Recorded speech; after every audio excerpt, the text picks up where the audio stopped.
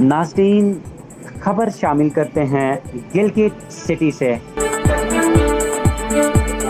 گلگت میں آج city snooker club کے زیر اہتمام فرسٹ شہید امن سنوکر ٹورنامنٹ 2021 کا افتتاحی تقریب کا انعقاد کیا گیا۔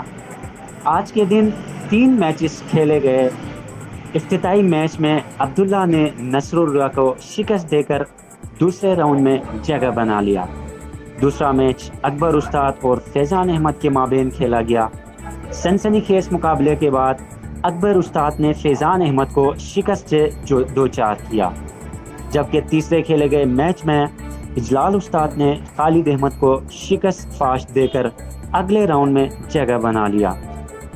جیوری فرحان احمد نے G B 2 news H D کے نمائندے سے بات چیت کرتے ہوئے کہا کہ کل بروز جمعرات کو 3 میچز کھیلے جائیں گے۔